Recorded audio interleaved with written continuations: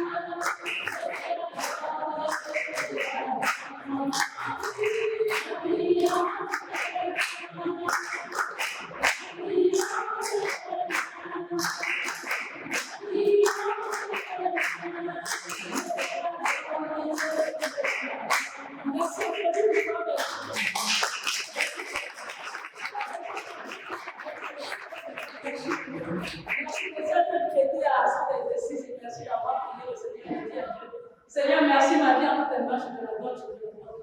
Tu vas penser dans ton cœur toutes les fois les personnes à qui tu dois ressembler, les modèles que tu veux suivre dans la vie de Seigneur. Je suis comme Anne. Anne, la mère de Samuel, avait choisi de vivre une vie de prière. Et sa vie de prière a porté l'espoir. Regardez l'exemple de Joseph. Joseph a choisi de ne jamais régner l'Éternel. Et qu'est-ce que ça a fait? Il est sorti de la prison pour être établi comme premier ministre. Regardez la vie de Daniel. Pendant que Daniel et ses trois compagnons sont dans le palais du roi, et qu'on les propose les lunettes de la table du roi, Daniel dit jamais, nous on ne mange pas les choses du soulier. Ces gens-là mangent les fruits, ne connaissent pas notre Dieu. Moi je choisis d'être intègre. Seigneur, ma vie, je te donne, je te la donne. Amen. Bonne soirée, on va laisser la parole à rencontrer dans les quelques-uns. Où sont les Seigneurs?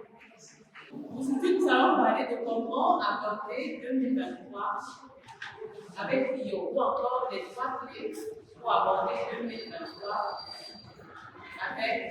avec Rio. Jésus s'étant approché leur parla ainsi, tout pouvoir m'a été donné dans le ciel et sur la terre.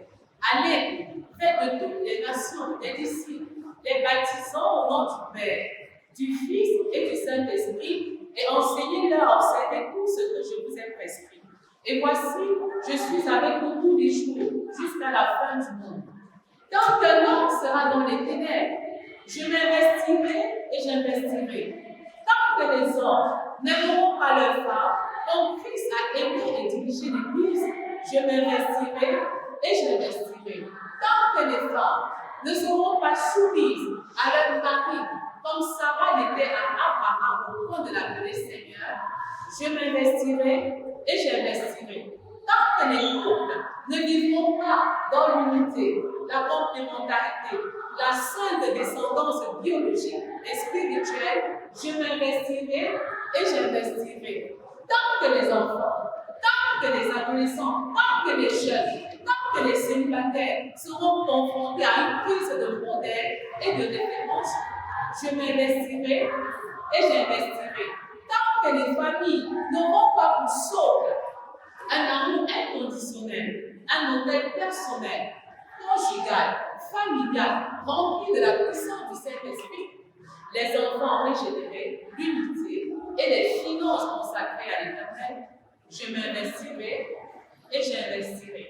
Tant que la lumière ne brillera pas sur les familles, l'éducation, la religion, l'art, la politique, l'économie et les médias, je m'investirai et j'investirai.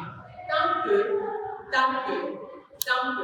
point de suspension, je m'investirai et j'investirai. On ne naît pas femme d'impact, on le devient.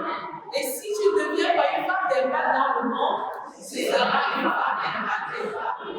Ah, si ton mari a un problème, si ton mari a un problème, au nom de l'amour inconditionnel, de la complémentarité et de ce que vous êtes une équipe on ne naît pas homme d'impact, on le devient. Et si tu ne deviens pas un homme d'impact dans le monde, tu seras un homme impacté. Si ta femme a un problème, tu as la solution. Et si ta femme est un problème, tu es la solution au nom de l'amour inconditionnel, de la complémentarité et de ce que vous êtes une équipe interdépendante. Alléluia. Alors, ce jour, nous parlons de 3 clés pour aborder 2023 avec brio. Là, on peut mal aborder 2023. On peut mal aborder cette année-là. Et nous ne voulons pas cela.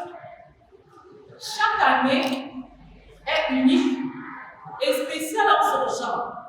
En fait, les années se suivent, mais elles ne se ressemblent pas. Chaque année est unique et spéciale et il y a une grâce particulière qui s'attache à chaque année. Et je prie que la puissance de la grâce de Dieu qui s'attache à l'année 2023 soit relâchée dans chapitre 2. Au nom puissant de Jésus.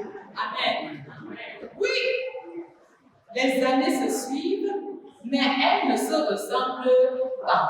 Chaque année est unique et spéciale et il y a une faveur surnaturelle de Dieu qui s'attache à chaque année.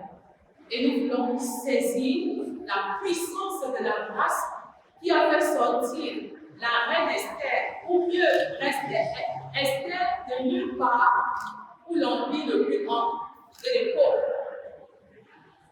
La puissance de la faveur qui a enlevé Joseph de la prison pour la deuxième place après le Pharaon. Nous voulons nous approprier cette grâce. Alors, quelles sont les 3 clés? La première clé, c'est la clé de l'évaluation. La clé de l'évaluation. Évaluer, c'est jauger. Évaluer, c'est estimer pour voir le prix ou la valeur de quelque chose. Et dans notre cadre, il s'agit de jauger, d'estimer et de voir la valeur de notre vie. Et cette vie est d'autant plus importante qu'elle ne vient pas de nous. La source de notre vie, c'est bel et bien Dieu. C'est Dieu le Créateur, qui est l'auteur, qui est la source, qui est même l'essence de nos vies. D'où le prix qu'il faut attacher à nos vies. Et d'où la nécessité d'évaluer notre vie selon l'auteur de la vie, selon la source de la vie, selon Dieu lui-même. Beaucoup évaluent, mais très peu sont ceux qui obtiennent de bons résultats après l'évaluation.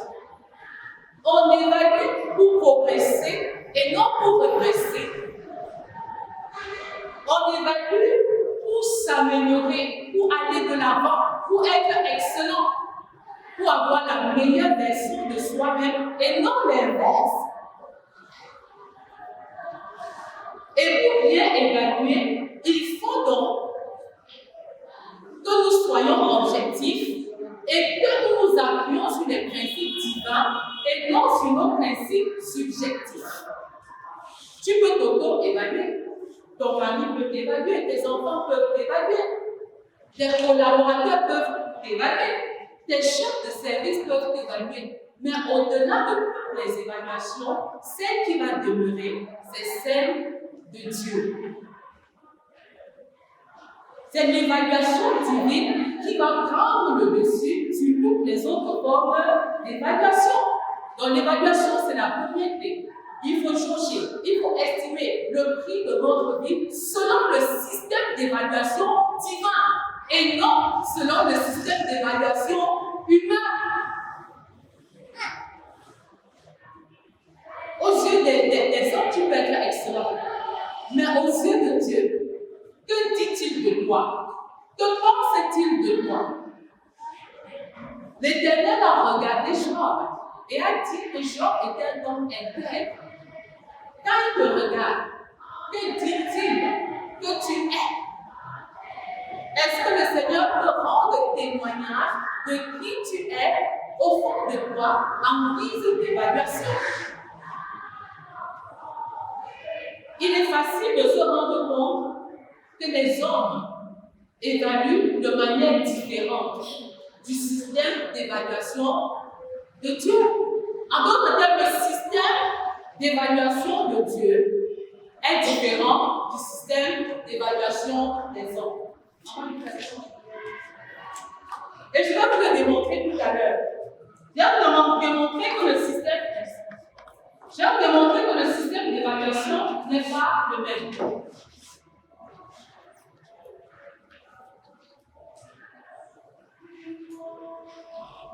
Vous savez, généralement, les hommes célèbrent leurs anniversaires.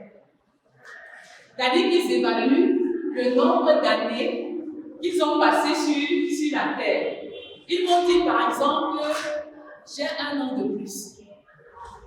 J'ai 1 an de plus. Et quand j'ai évalué cette phrase, je me suis rendu compte qu'on dit j'ai 1 an de plus parce qu'on ne peut pas payer le prix de nombreuses années qui pèsent sur notre dos. C'est-à-dire que c'est plus facile de dire que j'ai 1 an de plus que de dire j'ai 45 ans. Ou j'ai 55 ans, mais ça sonne tellement lourd et ça sonne tellement important et ça peut donner l'impression aux gens qu'on est un peu vieilli. Vous voyez un peu, et on n'est pas prêt à assumer la responsabilité de ces années de vie. On peut faire dire que j'ai 1 an de plus. Mais moi, je suis de ceux qui pensent qu'on devrait dire j'ai 1 an de moins. C'est-à-dire que j'ai 1 an de moins. Quand je dis que j'ai 1 an de moins, je suis obligée d'avancer plus vite. Je suis obligée de courir. Je suis obligée d'aller plus vite parce que je me dis 1 an de moins sur mon espérance de vie me pousse à évaluer ce pourquoi j'ai été envoyée sur la terre. J'ai 1 an de moins, pas 1 an de plus, non. Mais j'ai 1 an de moins sur le nombre d'années que je dois passer sur la terre et surtout dans ce qui a lieu de réaliser en termes de mission divine sur la terre. Et ça change toutes les données. Parce que le sage psalmiste dit dans le psaume 90, verset 12, Seigneur, apprends-nous à compter nos jours afin que nous appliquions notre cœur à la sagesse. Cela veut dire que la célébrer les journées, à célébrer une journée parce que 24 heures, c'est une vie. Une journée, c'est une vie entière. Jésus envoie ses disciples 2 à 2. Alors, en soirée, il va venir rendre compte. En soirée, il va venir faire le bilan. Et nous devons apprendre à développer ce genre d'attitude. C'est facile de dire, mais c'est la traversée, c'est la nuit de la traversée du 31 au 1er, c'est ça? Du 31 au 1er, est-ce que vous croyez qu'on peut évaluer 365 jours en une soirée ou en 24 heures? De manière honnête, est-ce que vous croyez cela? Moi, personnellement, je pense qu'on peut survoler, mais on ne peut pas évaluer à fond 365 jours en une nuit. Ou même en 24 heures, ce n'est pas possible. Et vous voyez donc que le système d'évaluation des hommes est bien différent du système d'évaluation de Dieu. Dieu veut que nous apprenions à compter nos jours. Et j'ai essayé d'évaluer un tout petit peu. Un enfant qui a 1 an a vécu 365 jours. C'est lourd qu'on parle de 365 jours. Le sage demande qu'on compte nos jours. L'enfant qui a 10 ans a vécu 3650 jours.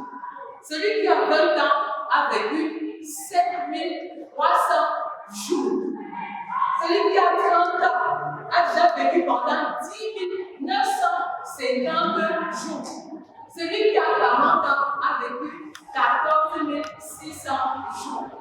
Et si vous avez déjà 50 ans, vous avez vécu 18 252 jours. Que c'est énorme. Que c'est énorme. C'est ça le système d'évaluation de Dieu.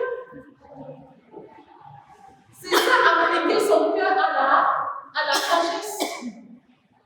La bonne au lieu de toujours couper le gâteau, manger et boire du beurre pendant les anniversaires, c'est le moment où plus que jamais, on doit inviter les uns et les autres pour savoir exactement comment nous avons répondu à l'appel de Dieu. Ce que nous avons déjà réalisé et voir jusqu'où nous sommes prêts à quitter cette guerre pour y rester encore un peu parce qu'on n'a pas encore réalisé ce pourquoi Dieu nous a envoyés sur la terre. Est-ce que ça se comprend? Donc la première clé, c'est la clé de l'évaluation. La clé de l'évaluation. Et je vais vous donner environ 5 méthodes pour pouvoir s'auto-évaluer selon Dieu, pas selon les hommes. Parce qu'on est tous d'accord que le meilleur système d'évaluation est celui de Dieu et non celui des hommes. Donc nous allons nous appuyer sur des méthodes qui peuvent nous aider à nous auto-évaluer tout en étant en accord avec la parole de Dieu, en étant en accord avec Dieu lui-même. Alors vous allez choisir la méthode qui vous semble facile et vous allez l'appliquer parce que l'un des objectifs, c'est pour sortir d'ici que chacun ait déjà entamé son évaluation de l'année 2023 et se projette pour l'année 2023. Oui, l'évaluation de l'année 2022 pour se projeter dans l'année 2023. Ok. Premier modèle d'évaluation, je vais prendre celui de Jésus. J'aime bien son système d'évaluation et je me suis attelée à simplifier tous les systèmes d'évaluation pour appropriation personnelle. Je me suis rendu compte que parfois aussi, les bilans sont mal faits parce qu'on ne sait vraiment pas comment y procéder. Première méthode d'évaluation, le cas de Jésus.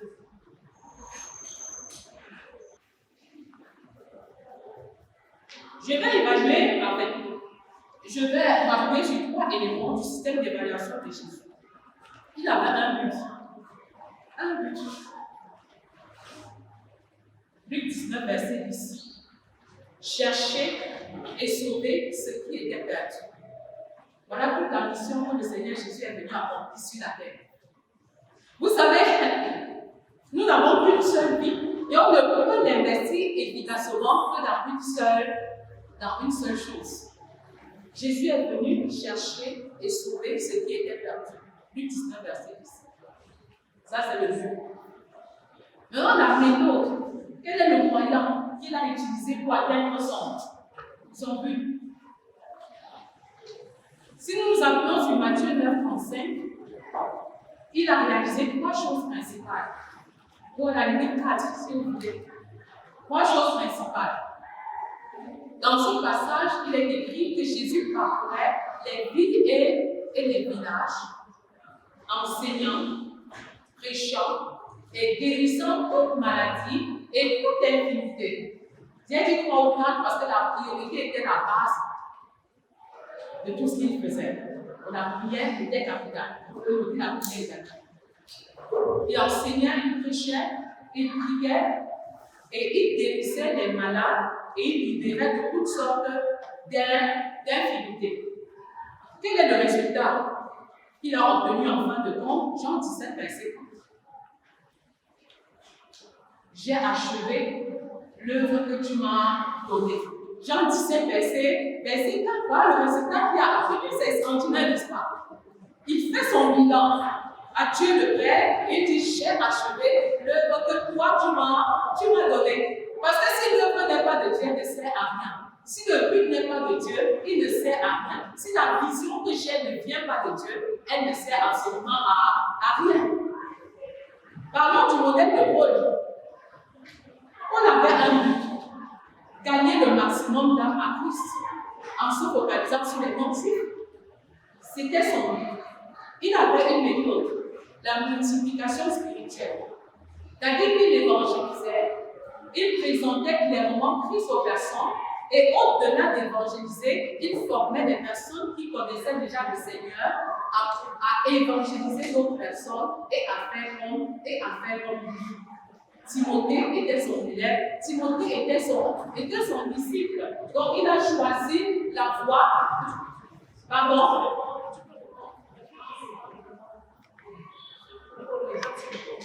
La première étape pour Paul. Le but principal, c'était de gagner un maximum à Christ. C'est pourquoi tout le temps, il était en train de courir. Il pouvait se faire juif avec les juifs, grec avec les grecs, parce qu'il voulait gagner un maximum. Remarquez que ici, ce sont les verbes d'action qui sont utilisés. Parce qu'il faut utiliser les verbes tels que vous soyez capable de les mesurer par la suite. Tels que vous soyez capable de les évaluer à court, à moyen ou à long terme. Lorsqu'on parle généralement de court terme, c'est 1 an.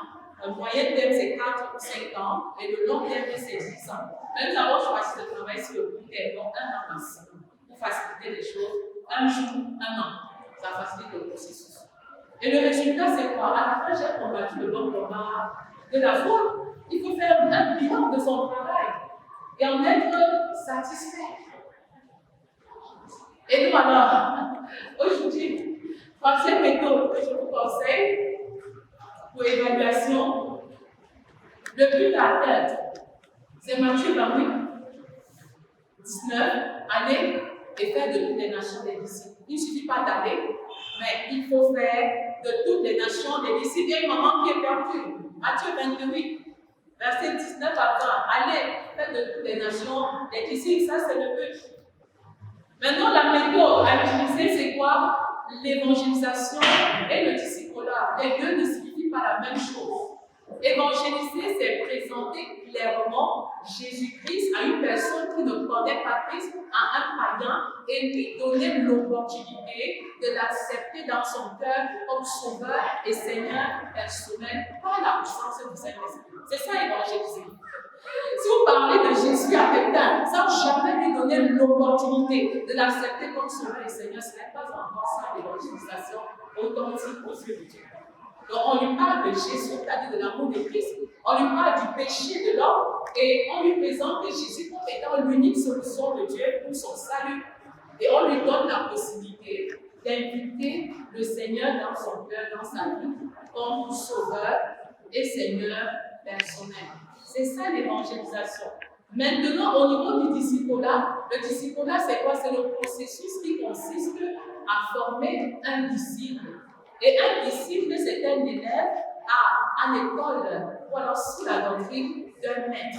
Comme Timothée était à l'école de Paul. Donc, quelle est la méthode que nous pouvons utiliser? L'évangélisation et le discipulat. Pourquoi j'insiste là-dessus? Parce que parfois, on confond les deux terminologies. Et je voudrais chiffrer ces données-là. Si on prend un exemple simple, j'ai choisi de présenter l'évangile à une personne par semaine en 2023. Cela veut dire qu'à la fin de l'année, j'aurais évangélisé combien de personnes? Combien de personnes? 52 personnes. Ça, c'est l'évangélisation. Alors, à la fin de chaque semaine, je peux faire mon bilan. 1 sur 1. Voilà, ou 2 sur, je ne sais pas moi. À la fin de chaque semaine, je peux faire un bilan, une bonne évaluation de ma vie d'évangélisation. Je peux aussi choisir d'avoir un disciple à la fin de chaque mois. Un disciple, pas plus. Et à la fin de l'année, j'aurai combien de disciples? J'aurai 12. J'aurai 12 disciples. Est-ce que c'est un bon système d'évaluation? C'est juste un exemple, vous pouvez modifier les chiffres. Ce qui compte pour moi, c'est de comprendre qu'avec Dieu, on peut chiffrer les données pour permettre une évaluation plus objective et plus juste. Mais il faut maintenant entrer dans le secret de la pensée de Dieu et sous la direction du Saint-Esprit pour utiliser ces chiffres, bien pour donner ces chiffres. Parce que la difficulté, c'est quoi? C'est facile de dire je vais évangéliser 3 personnes par semaine. Non, il ne faut pas se précipiter. Il faut aller doucement pour atteindre de meilleurs résultats. Et le fait d'évangéliser une personne par semaine ne veut pas dire que les autres jours, on n'est pas dans le processus d'évangélisation. Pourquoi? Parce qu'il faut d'abord présenter les gens à Dieu avant de présenter Dieu aux gens. Et ça fait 2 alliances. Il faut noter cette fois, c'est l'engagement. L'un des secrets dans la vie d'évangélisation et de disciple-là, c'est de d'abord présenter les gens à Dieu avant de présenter Dieu aux gens. Il faut d'abord présenter les gens à Jésus avant de présenter Jésus aux gens. Cela veut dire en fait que le secret de l'évangélisation et du disciple-là se trouve dans la prière. Donc c'est à genoux parce qu'aucun individu ne peut apporter la transformation d'un autre. Mais le Saint-Esprit est capable de le faire au travers de nous. C'est pourquoi j'apprécie particulièrement la définition du Dr. Wright de ce que c'est que le succès dans le témoignage. Il dit que le succès dans le témoignage consiste simplement à prendre l'initiative de faire connaître Jésus-Christ dans la puissance du Saint-Esprit en attendant les résultats de Dieu. C'est une excellente définition. Je la reprends. Le succès dans le témoignage consiste simplement à prendre l'initiative. Vous voyez ça? Prendre l'initiative d'aller. Prendre l'initiative de faire quoi? De présenter Jésus-Christ. Ce n'est pas présenter une dénomination. Ce n'est pas présenter une église. Ce n'est pas présenter un mouvement. Non. Prendre l'initiative de faire connaître Jésus-Christ dans la puissance du Saint-Esprit. Vous voyez le pouvoir de la prière en attendant les résultats de Dieu. Parce que seul le Saint-Esprit peut nous donner le succès dans le grand champ de mission. Quand j'ai appris cette définition, j'étais très soulagée. Parce que parfois, tu sors et tu as comme l'impression que tu as parlé de Jésus à tout le monde, mais on t'a rejeté. Mais est-ce que tu as réussi selon cette définition? Selon cette définition, tu as bien réussi. Parce que tu as pris l'initiative. Tu es allé et tu as présenté Jésus-Christ. Même si on ne t'a pas reçu, ce n'est plus ton problème à ce niveau. Parce que tu as pris l'initiative, tu es allé, tu as présenté Christ et tu as laissé que la puissance du Saint-Esprit fasse son travail, fasse son œuvre dans la vie de la personne. Et tu as réussi. Il faut continuer de prendre de telles initiatives. Et par analogie, je voudrais également dire aux parents qui nous écoutent, chers également, qu'il faut toujours présenter les enfants à Dieu avant de présenter Dieu aux enfants. Et le Seigneur pourrait nous révéler ça clairement. Pourquoi? Parce que on se rend compte que dans les familles chrétiennes, nombreux sont les enfants qui sont encore incrédules. Pourquoi? Parce qu'on se précipite à parler de Jésus aux enfants sans avoir pris le temps de présenter les enfants à Jésus. Et je vous encourage à faire cet exercice, c'est-à-dire à prier pour les enfants. à prier pour l'âme des enfants, à réclamer l'âme des enfants. Et vous allez obtenir un résultat différent en matière de conversion de chacun de vos enfants. Alléluia.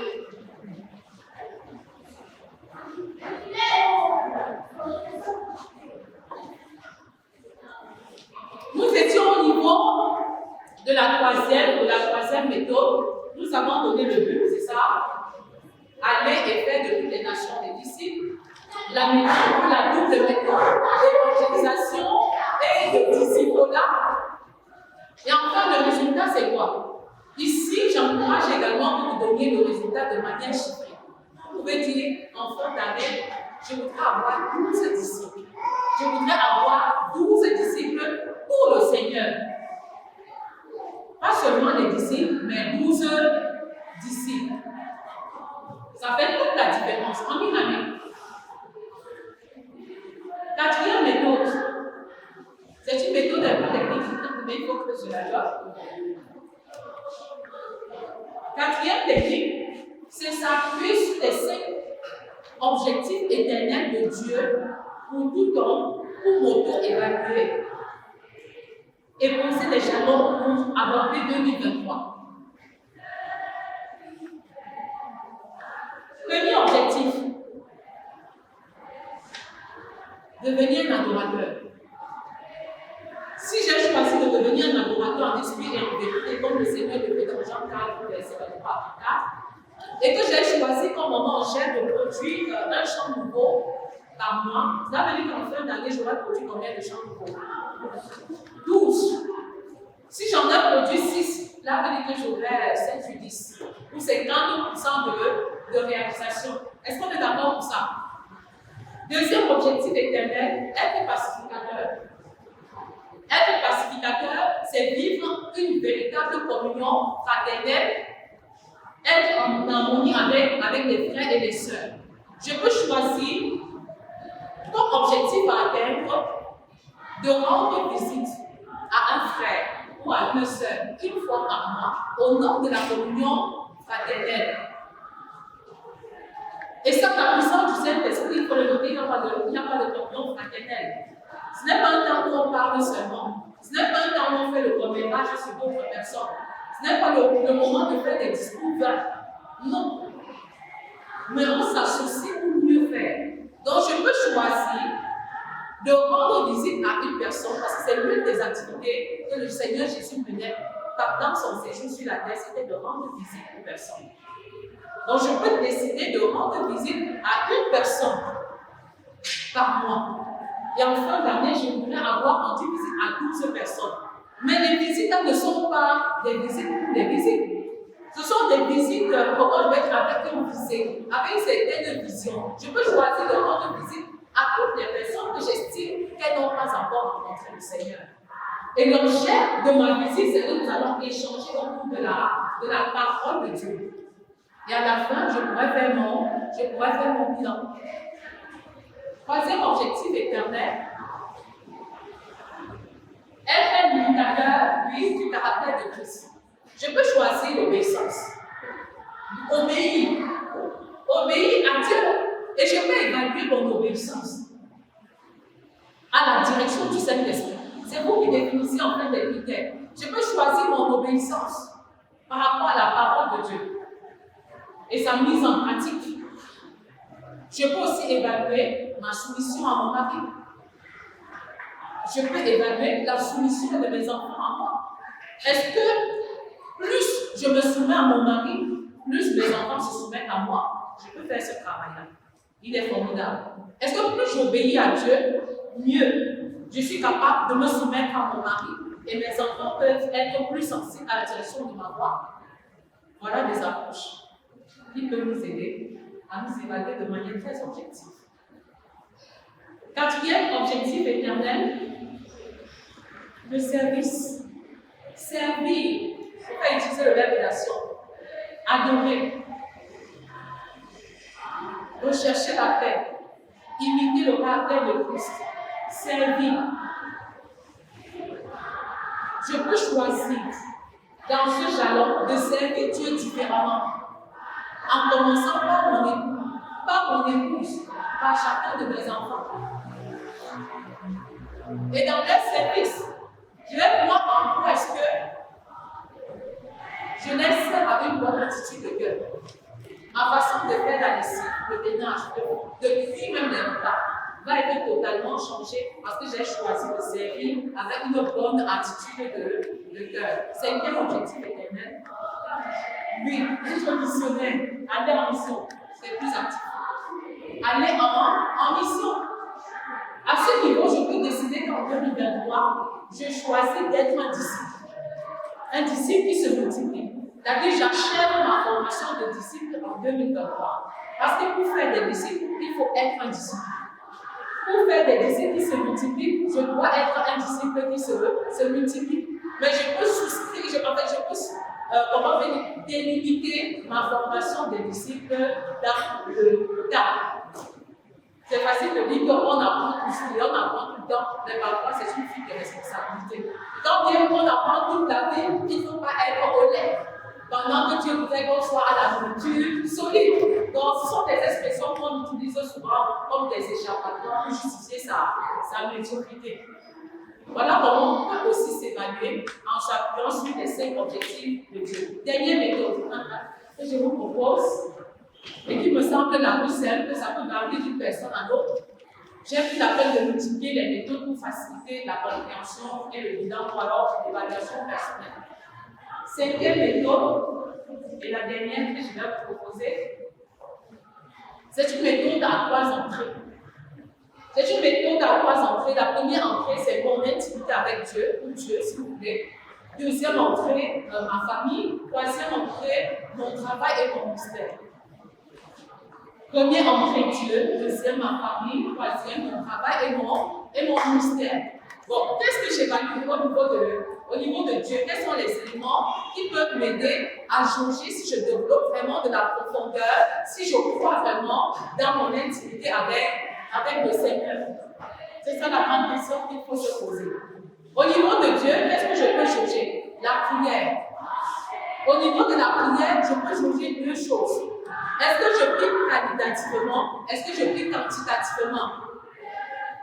Quantitativement, en 2022, je priais peut-être 30 minutes le matin et 30 minutes le soir.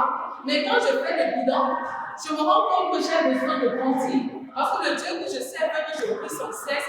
Et je me dis, au lieu de 30 minutes le matin et 30 minutes le soir, en 2023, je voudrais prier 45 minutes le matin et 45 minutes le... Ça, c'est le quantitatif. Dans la prière qualitative, je me rends compte qu'en 2022, ma prière était exaucée à, disons, 32%. C'est-à-dire que quand je présentais 10 requêtes à Dieu, il y a 3 seulement qui étaient exaucés. Et je me dis, Seigneur, je vais apprendre à mourir en moi-même. Je ne veux plus demander pour satisfaire ma propre chair. Je veux demander selon ta volonté. Je vais demander selon ta parole. Selon 1 Jean 5, 14 à 15. Alors je voudrais passer de 30% à 50%. Voilà comment on peut évaluer la vie de prière. Au niveau de la parole maintenant, qu'est-ce que je peux évaluer? En 2022, je lisais la Bible 3 ou 4 chapitres par jour. Et en fin d'année, j'ai achevé toute la Bible avec fidélité. Mais en 2023, je voudrais aller un peu plus vite. Je voudrais lire 5 chapitres en moyenne, achever la lecture avant 1 an et commencer quelque chose de sérieux, de plus important ou de plus profond avec le Seigneur. En 2023, je voudrais lire la Bible 1 fois avant que l'année s'achève, mais je voudrais l'écouter 2 fois avant que l'année s'achève. Parce que tu peux écouter la Bible un peu plus facilement que tu ne la lis. Tu peux l'écouter pendant la lessive, pendant le ménage et beaucoup d'autres choses. Écouter est plus facile que de lire. Toujours au niveau de la parole, je voudrais améliorer en termes de profondeur ma méditation de la parole de Dieu. Je ne voudrais plus rester à la surface, mais je voudrais aller en profondeur. Et je vais m'accompagner des femmes de l'académie qui savent par exemple faire une étude biblique selon la méthode OIA, observation, interprétation et application. Parce que j'ai l'objectif d'aller en profondeur. Parce que le Seigneur se révèle à ceux qui le cherchent de tout leur cœur. Toujours au niveau de la parole, je voudrais m'investir à faire des études bibliques personnalisées. C'est quelque chose qui nous manque énormément. Énormément. C'est important de faire des études bibliques sur des thèmes bien choisis dans la Bible. Par exemple, le thème de l'obéissance. Par exemple, le thème de l'amour. Je peux comprendre l'amour dans l'Ancien Testament, dans le Nouveau Testament. Et je choisis uniquement de faire une étude biblique personnelle approfondie une fois le mois. Une fois, pas deux. Et si vous avez des bibles d'études, le travail est même déjà elle préfère dans les bibles d'études qu'il y a déjà des découpages. Donc voilà une approche thématique. Une autre approche, c'est de mémoriser la parole de Dieu, de mémoriser certains versets bibliques propres à quelque chose que je veux réaliser dans ma vie. Peut-être je veux apprendre l'humilité, je veux m'investir dans l'humilité, je veux renoncer à l'orgueil. Vous voyez un peu? Et donc je choisis de mémoriser 12 versets bibliques qui ont trait à l'humilité. Ça, c'est aussi une possibilité d'une étude biblique personnalisée. L'approche thématique, l'approche par la mémorisation, mais vous avez aussi l'approche par les personnages. Vous pouvez choisir d'étudier un personnage en 3 mois, ou même en 4 mois, ou même en 6 mois. Parce qu'il y a des personnages vraiment envoyants et très divers. Je prends certains personnages. Pourquoi? Parce qu'ils m'ont marqué et je veux voir en fait ce qui fait la force de ces personnages-là. Et je m'appuie sur ces personnages-là pendant 3 mois, pendant 4 mois, pendant 6 mois. Vous voyez un peu? Au départ, on se dit, je vais étudier peut-être seulement pendant 3 mois. Mais si vous allez dans la profondeur, vous pouvez prendre un peu plus de temps que prévu dès le départ. Nous sommes dans l'intimité avec Dieu et j'ai mis l'accent sur la prière, naturellement associée au jeûne, la parole. Et on peut mettre encore l'accent sur quoi? L'étude de la parole de Dieu déjà. Et on peut se focaliser sur ces 2 éléments-là. Pour dire que est-ce que je suis en train de grandir dans mon intimité avec Dieu. Quelqu'un peut aussi mettre l'écoute de la voix de Dieu. Peut-être quand Dieu parlait avant, j'avais du mal à saisir sa voix. Mais en 2023, j'ai envie d'écouter la voix de Dieu un peu plus qu'en 2022. Et ça peut me pousser à acheter même la littérature qui est propre à comment écouter la voix de Dieu dans le souci de m'améliorer. C'est dans mon intimité avec Dieu, la prière, le jeûne, je peux choisir de jeûner une fois par semaine. Mais ce n'est pas mécanique. Le travail avec Dieu n'est pas mécanique. C'est dans la dépendance au Saint-Esprit. C'est dans une communion parfaite avec le Saint-Esprit que le travail doit être fait. C'est l'Esprit de Dieu qui va me communiquer les chiffres, les orientations et tout. Donc je ne jeûne pas pour jeûner. Je jeûne parce que j'ai compris la nécessité de tuer ma chair et de m'élever spirituellement. Parce que j'ai compris en fait que le jeûne déclenche la puissance de Dieu. Et parce que je veux passer à une autre dimension, j'ai choisi de tuer ma chair. Vous voyez, la nourriture est entrée, le péché est entré dans le monde par la nourriture. Et c'est quand nous allons aussi nous abstenir du manger que le péché là, nous allons pouvoir le dominer véritablement. Donc c'est important pour quiconque veut grandir spirituellement d'avoir une vie de jeûne. Toujours dans mon intimité avec Dieu, on peut soutenir les dons spirituels. Ça c'est un élément très important. Ouais, le Seigneur veut qu'on opère dans le surnaturel. On ne peut pas servir le Seigneur avec nos moyens humains. Vous voyez un peu? Et on ne peut pas non plus vivre une vie chrétienne victorieuse avec des moyens humains. D'où la nécessité de dire Père. Il y en a qui ont jeûné pendant plusieurs mois pour être baptisés du Saint-Esprit. Il y en a qui l'ont reçu naturellement, qui l'ont même rejeté. Vous voyez, les cas sont spécifiques. Oui, dans mon cas, j'avais rejeté cette histoire sans comprendre le bien fondé du baptême du Saint-Esprit. Vous voyez un peu? Donc, pour vous engager, de s'ouvrir, d'avoir un type de don. Et même si vous avez déjà plusieurs dons spirituels, s'ouvrir d'exceller. L'apôtre peut demander d'exceller dans les dons. Une dimension supérieure du caractère d'homme. Pour que votre parler en langue ne soit plus obsolète, qu'il ne soit pas statique. Parfois, ton parler en langue est Dieu le bé en bas de depuis la syllabique. Ça n'a pas changé. que tu ne parviens pas à chanter en langue ou à t'améliorer dans ce pardon, c'est le don de guérison, tant mieux. C'est le don de prophétie. Pour également s'inspirer pour toutes ces choses-là. Pour l'année qui arrive. Prenons le deuxième élément, c'était la famille. Au niveau de la famille, qu'est-ce qu'on peut évaluer? Je vous donne juste des orientations d'analyse. Au niveau de la famille, qu'est-ce qu'on peut évaluer? Mon intimité avec mon mari ou avec ma femme, mes rapports avec mes enfants et mes rapports avec les autres familles. Parce que je dois être une source de bénédiction pour mes cousins, pour mes cousines, pour ceux qui sont de ma famille, mais pour ceux qui sont aussi hors de ma famille. Donc, je peux évaluer cela. Est-ce que je suis une femme soumise? Est-ce que je pense que j'ai un effort particulier à faire dans la soumission ou dans le respect de mon mari? Est-ce que j'ai un effort particulier à faire dans le sens d'aimer ma femme, de la diriger ou de pourvoir ses besoins matériels et spirituels? Donc, on peut évaluer comme ça. Mais ma relation, mon intimité avec mes enfants, j'encourage les parents, ça je m'arrête, j'encourage les parents à avoir au moins une rencontre hebdomadaire avec leurs enfants. Au moins. Chez nous, c'est tous les vendredis que nous avons une rencontre hebdomadaire avec tous les membres de la famille, en plus de ce que nous prions le matin et de ce que nous disons 3 à 4 chapitres chaque soir. Nous avons une réunion de famille chaque vendredi. Et je vous y encourage vivement.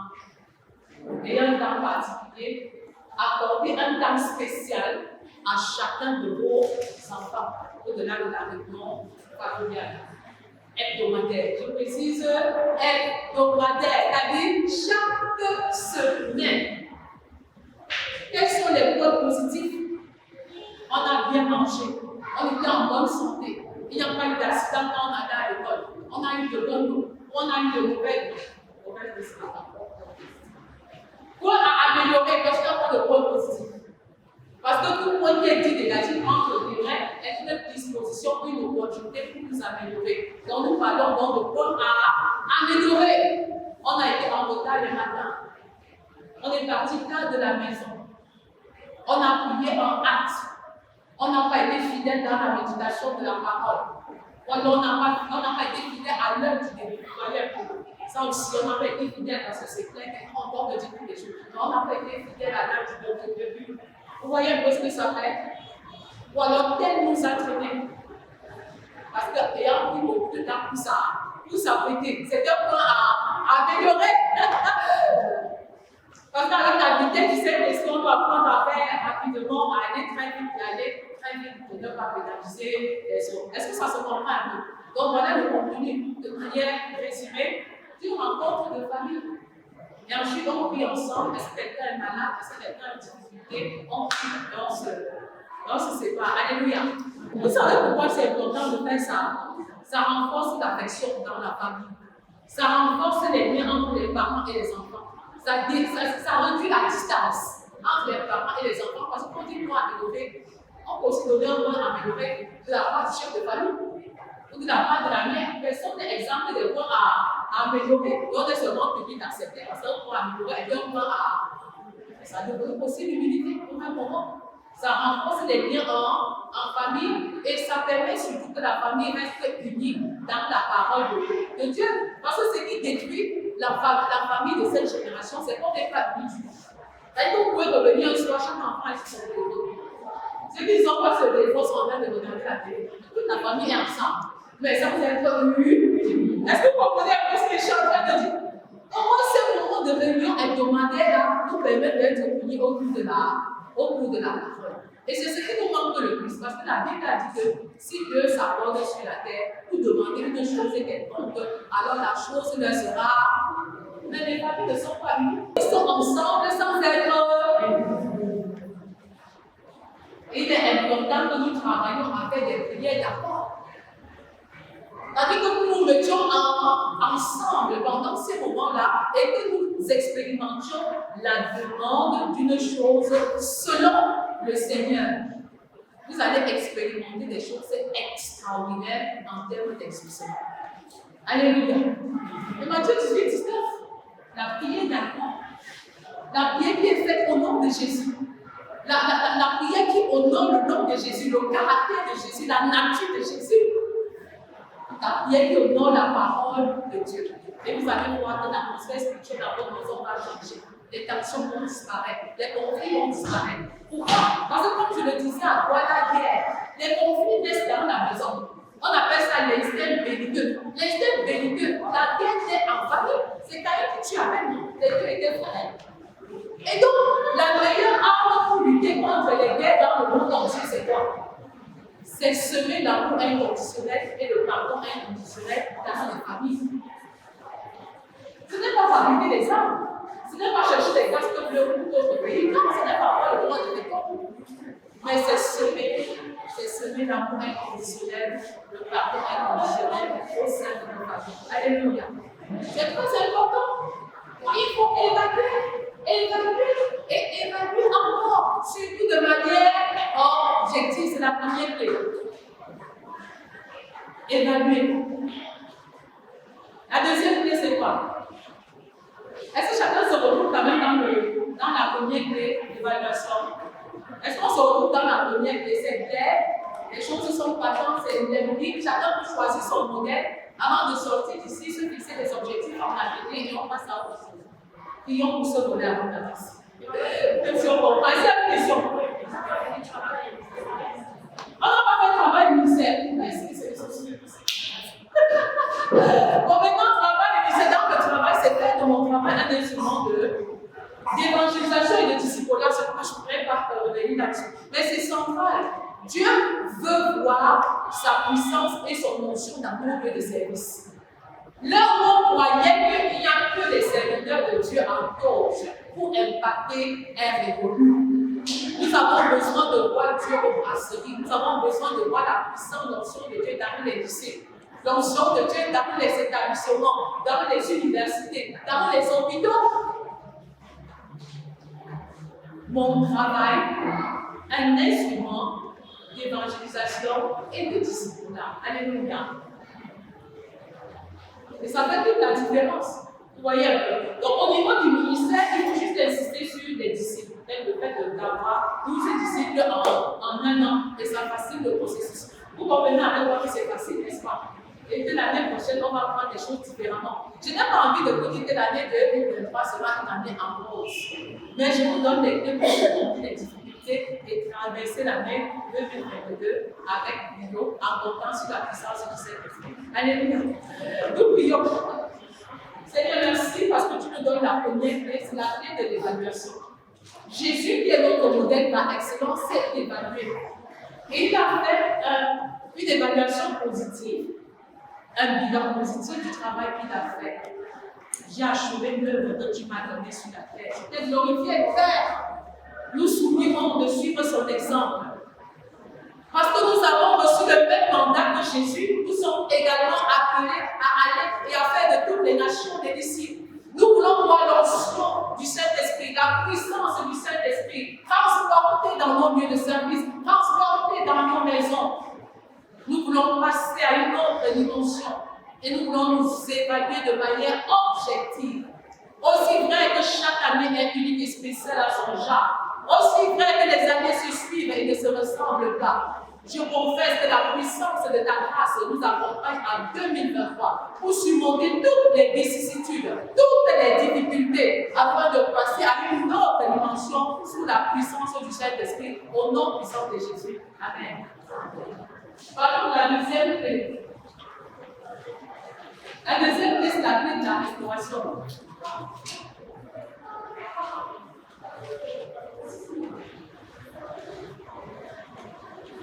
La clé de la restauration, c'est la deuxième clé. Shalom, shalom, je vous salue dans le nom de Jésus. Que la paix de Dieu repose sur chacun de vous. Bienvenue à Famille d'Impact. Famille d'Impact, c'est un projet de Dieu pour la restauration des familles de la terre. C'est une opportunité pour bâtir un célibat d'impact, pour former un couple d'impact et pour construire une famille d'impact. Famille d'impact, c'est également une plateforme de réflexion autour des questions relatives à la nouvelle génération des familles Oui, la nouvelle génération des familles où les époux aiment inconditionnellement les épouses, où les épouses se soumettent de manière inconditionnelle à leurs époux, un cadre où les enfants obéissent à leurs parents sans condition.